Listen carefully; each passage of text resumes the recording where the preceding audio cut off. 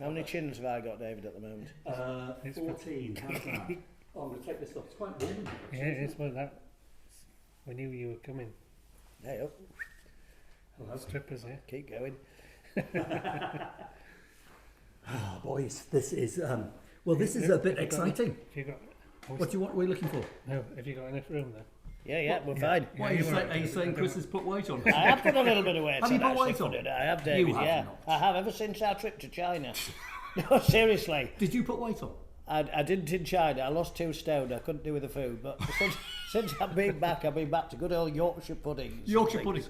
Actually, it's funny because we're going to talk about Chinese figure in Absolutely. a moment. But Chinese food in China is not the same as Chinese food here. Anybody who's going to China, please just have a rethink about the food, because it's not Chinese as you know it in here. It's not sweet and sour. It is not sweet. There's no sweet and sour to it. No, there was. We did sweet, find it. We once had it, and there was a little dish of it like this, and me, Rob, and David had it. We inhaled it within about 30 seconds. It was hands everywhere. Yeah, and it was full of glutamine, whatever. Monosodium glutamate. We're having heart palpitations, but we and we loved it. We loved it. It was such a funny trip. But you'd have loved it, Tim. Actually, to be honest, you'd have loved it. The viewers will be thinking these two are so uncultured. They go to China, and all they want is English-style Chinese food. Absolutely. Fried rice. Oh, I'd have died for it. Yeah, but Lord. hey-ho. Satay chicken. Satay chicken. Yes. I'd have given £500 to have some satay chicken. It's the Whatever same you when call we it. went to Vietnam. That's another story. Oh, yeah. Well, the same thing. I couldn't bear it, Tim. We had star fruit every night. What's star fruit? It's a bit like that lie cheese. You know lie cheese? I could have eaten that. We had 14 nights there. All right. 14 nights. I tell you what you loved, though. You loved those chicken claws, didn't you? The chicken feet. Chicken feet. If I ever saw another chicken feet, I think I would die. I saw so many. The first night, they were so proud. They brought out this magnificent platter of chicken feet and plonked it in between the three of us. Please enjoy. Yeah, we sort of went like this. I looked at you, Tim, and I looked at David. David looked at me, and we thought... Who started? Did you go I, first? I'm afraid I never... Did you try one? No. No. Okay, anyway, we should talk about this figure. Absolutely. All right, okay. So, let me explain to you and the viewers at home how this figure came into my possession. So, one of my YouTube subscribers, great guy, young lad from North Wales, watches the channel, sent me a picture of this figure some months ago, and he said, I bought it, I think it might be Ming Dynasty. Someone's told me it's Ming, and I said, looking at the pictures, I'm pretty certain it is Ming Dynasty, so we'll get onto that in a minute. But how he bought this, chaps, is that he went to a car boot. He wants to be an antiques dealer, so he's following my videos, how to be an antiques dealer, how to make money in antiques. And how old is this? 23, 24. Fantastic. We want younger people. We do. There's not enough of them, is there? No, exactly.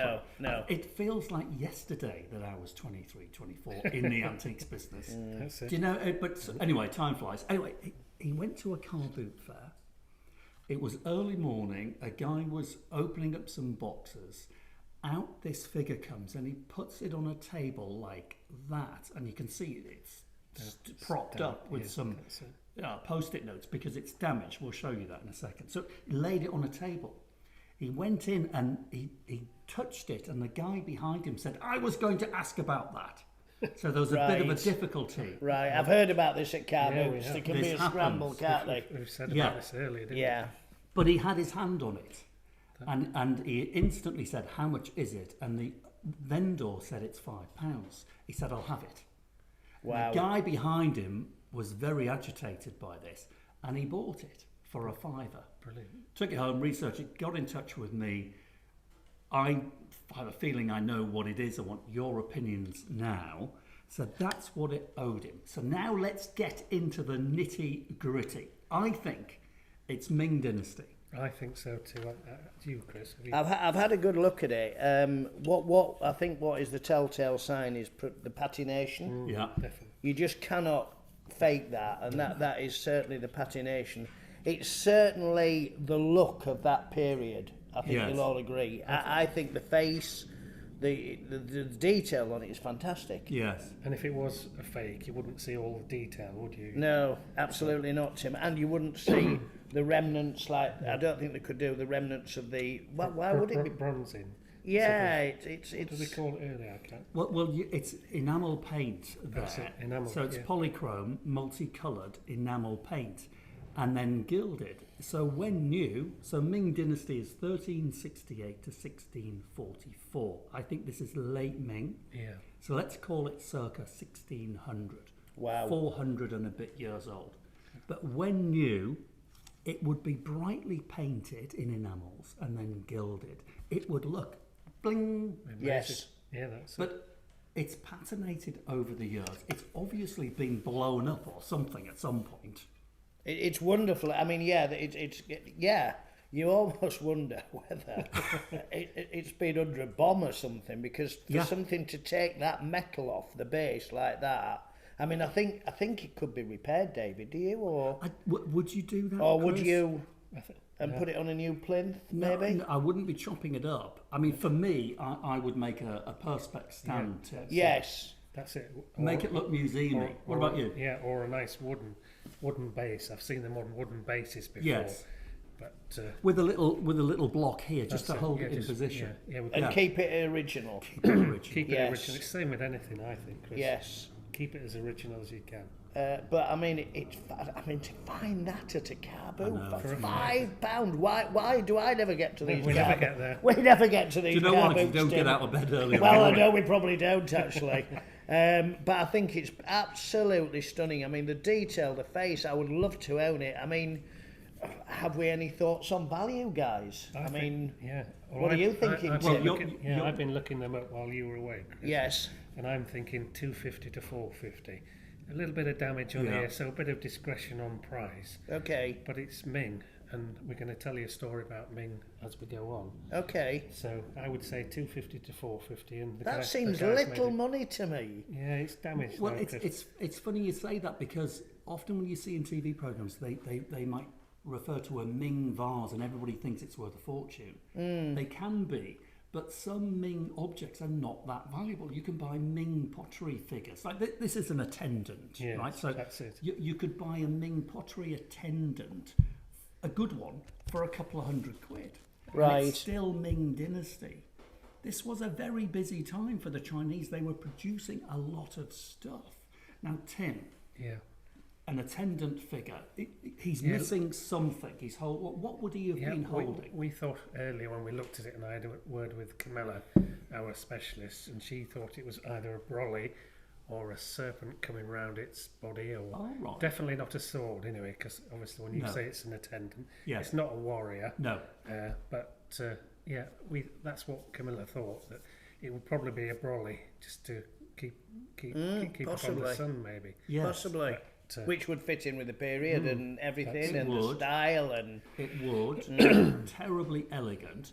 And when made 400 and something years ago, Chris, what was it made for, would you think?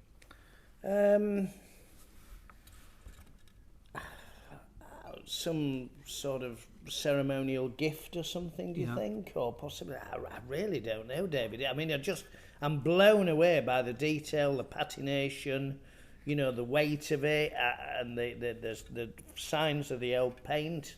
I just think it's wonderful. I just wondered, David, if it'd been buried, and that's what happened here. Maybe somebody dug it up, been buried with one of the old Oriental characters, and then they dug it up with a spade and chopped the corner off it or something. But That could be likely, because during this time, the Chinese were burying the dead with funereal pieces. That's it. And if you were wealthy, Chris, Yes. 400 or 500 years ago, when you go, you want attendants with you. That's it. Yeah. And so maybe, and it's very black. I mean, it's a good patination. I like it. And I love it. I think the takes- colour's wonderful. Wonderful.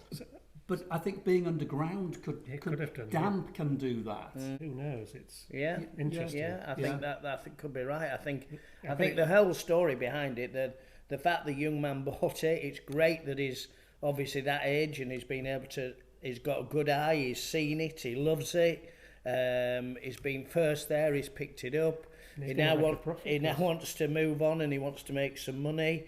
and obviously it's going in the auction, and we're excited to see what it makes for him. You know, I think anything will be a really bonus for him, won't it? He's going to make profit, isn't he? That's Absolutely. So I could give him profit now, David, if he was interested. I would happily 10, 20 times his money if that's what he wants.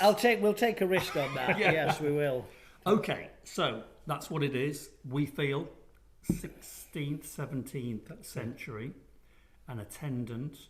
Now then, what is the market like right now for Chinese objects? Tim, have you had any good results? We've had some fantastic results, and the name Ming, as you rightly said, David, that's what draws people in. Yeah. When we had a blue and white plate, a charger this size, it was broken in half, restapled, and we thought, no. And the guy brought it in. It was from a private estate, which all our items are private estates. The guy thought £1,000, and I said, well, I think it's going to be a bit more than that. Yeah. Anyway, we put it on the net, and the telephones were coming, internet interest. We got to 12,000 before the sale. Nice. So he was delighted. And the story, which is a lovely story, the guy flew into Heathrow from China. What the buyer did? The buyer. He was sat there, David, just in front of us, with his briefcase. The taxi was... Full of money, maybe, Tim, was it? Yeah, we won't talk about that. But his taxi was clicking outside, the meter was going. He paid 31,000 in the end for it. Whoa. Fantastic price. Wow. Not our record. The record's 59, and that's another story. A Chinese piece. A Chinese little brush pot. Right. But 31,000 for a Ming blue and white plate that was broken in half. Love it. Now, I did get a quick chat with him afterwards, and he said if this had been real, it would have been 200,000 to 300,000. So real, as in you mean in mint not condition? damaged. That's what I meant. Yeah. If that had been a mint condition, 200,000 to 300,000. Which that would have been a nice little. That would have been a nice, absolutely. I think I'd be very. Would I want to hear that as the vendor if I hadn't dropped it all those years ago? Look what's happened. But I think no, you still got to take the story. And of course, as Tim said, the Chinese market is so hot now. They're buying a lot of the relics back, and there's a lot of interest in this country in it. And do you know why? Looking at a figure like this, you can see why, because it's so interesting and so detailed, and the period, the history. I love it. It's fantastic. Really do. One of your phrases, find another. Find another. Well, there you have it. There you are. Exactly. Because I've never seen one before. No, you're right. I've never seen one, David. You might have done in all your travels, but I definitely haven't. I've seen similar things, but in actual fact, you touch on a very good point here, because that is the only one of its type in the world. Because this is made using the lost wax process. We know what it is. I'll explain to the viewers. So when this thing was made, the model was carved out of wax. So you can imagine that as a lump of soft wax. It's then cast in sand with molten bronze. And so the bronze burns away the wax, leaving this bronze model identical to the wax piece, but the wax is now gone. So that's why it's called the lost wax process. Wow. Meaning there is only one attendant like it on the planet. Brilliant. Doesn't that make it delicious? Well, I think it's, to be honest with you, I'm excited for the auction. Just remind me, Tim, when's the auction 22nd, 23rd. Well, we'll get this out very quickly then. So that's this month, November. So that's next Friday, Saturday. Next Friday, Saturday. And what day will that be going in, Tim? We'll be going in first day, Friday the 22nd. Well, don't worry. I'll put links in the video, so don't worry about that. No. So, the Chinese, when we were in China earlier on this year, we went to see our friend Tony. Yes, we did. And Tony's the biggest antiques dealer in China, and therefore in the world. Yes. We went to his warehouse. We did. And it is full of not Chinese things, Chris. So it's full of European things. Absolutely. So the Chinese are actually now buying European things. Yes, very much still so. on to the Chinese pieces. But what's your prediction? Would you think it will go back to China? I think so. You do? Yeah. We have a lot of Chinese buyers that look at our site every time, and they know it's come from a private estate, so they know it's not going to be a copy or from another Chinese buyer that's trying to make a profit. Yeah. It's come from a private house, as this story is. Yeah. Bought it from a car boot, maybe It's great. wherever, Yeah. and it's never been seen before. They probably had it in their house for generations. And they wouldn't have known what it was. No. Now, okay, so it originated in China. How do we think it got here? And this, I would imagine if it arrives at a car boot, the family have had it forever. It's broken. It must have come through the family, David. It must have come done. through the family. Yes, must have done. 19th century. Yeah. Some traveller Yes. in China. Maybe the Boxer Rebellion, the British fighting the Mandarins, and all. You know, it could be the Opium Wars. All of that. Yes. Mementos brought back, which is just history. Correct. That's it. Yeah. That's it. And it would have had importance to whoever brought it back. It's been inherited, and they've looked at it and thought it's old, it's broken, it's worthless. That's it. At least it's not thrown away, David. Well, it could have been thrown away, couldn't it? could. Very Well, but easily. if he sold it for that amount of money on it, who knows They what? didn't value it, did they? No. They didn't value it. Well, I think a lot of people maybe don't value things, David, because they hear it's broken, it's damaged, and they tend to think, well, that's it, it's broken, it's damaged. Let me tell you now, that isn't always the case No. with antiques, certainly of this period antique. It kind of, to me, David, if it wasn't broken or damaged, would it sit right? I'm not sure it would. You might think it was a fake. Yeah, I like the damage on I it do. almost. I I do. actually like the damage on the piece. And you know what? I think you're absolutely right. Keep it as it is. Make a nice stand for it or something. Wow, it'd grace any home. Any But home. a good point, because if that looked like it did with the day it was made 400 or 500 years ago, one, you'd question it. We would. And We two, would. it wouldn't have the antique appeal. That's it. Good things get better with age. Absolutely. You two Look are at the- prime examples. Thank you very much, David. Yes, Not thank so much you. you, Chris. Thank you, David. That's very kind of you. Because if you look underneath, I mean, there is no way you can fake that sort of wear and deterioration, patination, or whatever. And this was broken a long, It long does time look like ago. it's been blown up, mind. Yeah, definitely. By It a really bomb. does. It could have. I mean, who knows? It could have been found originally by a metal detector or something. have Who been. knows? Well, In a field, blown up by a. You know, it's could, very raggedy. It does look It like is. a bomb blast to me. Yeah. It could have any story behind it. Maybe there was a child had it and they put a firework on its base there and blew that. Well, yeah. I think it would take more I than think firework to blow that up. I think I think that's bomb damage. So do I I. really do think that's bomb damage. Yeah, I do. But I just love it, and we've got it just sat here on some very expensive post-it notes, but it does look well. we It does. are organised. It does stand well. It or does she- stand yeah, well. it does stand well. I yeah. think it's delicious. I do. Yeah, I do, What we're David. looking at about a 15, 20 centimetre figure. Yeah. So it's quite a nice. Not It's too, a nice size. Yeah, it's a not nice too big, size is without it? being too big. It'll be very exciting to see what it. I can't wait for the auction day so we can all have a little gamble as to Shall we see do how that? much. What's I your think. prediction? Well, I'm gonna. You I'm- go first. well, thank you very much. I'd like to go last, really, but anyway, to gauge it in the middle. I mean, obviously, we know what the young man paid for it at the car boot, which is and fantastic. but it doesn't matter. You pay But that that's for it. immaterial. We've got to forget about that now. I mean, I'd love to see it sort of go up towards £1,000. Who know it could. My prediction is probably. I'm going to be quite punchy and go 300 to 400. That's a good price, Chris. I'm going to go 300 to Who's selling, me 400. or you? Well, yeah. Are you going to be the exactly. auctioneer? Hopefully so, yes. Okay. And then it'll be 300. No, I'm convinced. The quality of it, David, it's got to be that sort of money. I just love it. So what do you think, Tim? What's your... Well, I'm are always you a a bit- bit more I'm always a bit- pessimistic than me? Yeah, not as bad as some characters we know. No. but I would say two to three. So Okay. With a reserve of 200, I think. Okay. David. Yeah. That would encourage him so much to go out to the car and buy more. lad. Absolutely. It's Yeah, like- I yeah. like that. Okay.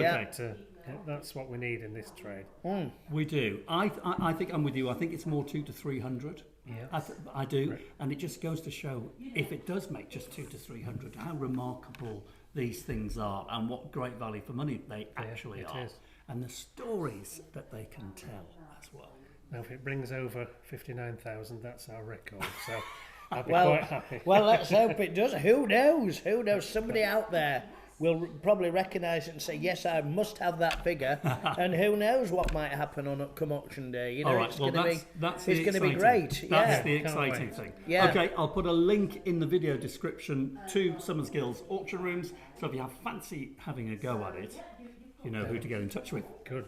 Yeah, Yeah. good luck. Anything else to add, chaps? No, thank you, David, for showing us another wonderful piece that we're very excited to put under the hammer. And let's keep our fingers crossed for the young man. Good. Good luck. Brilliant. Good lad. Keep Thank hunting. you. Thank you. Thank you.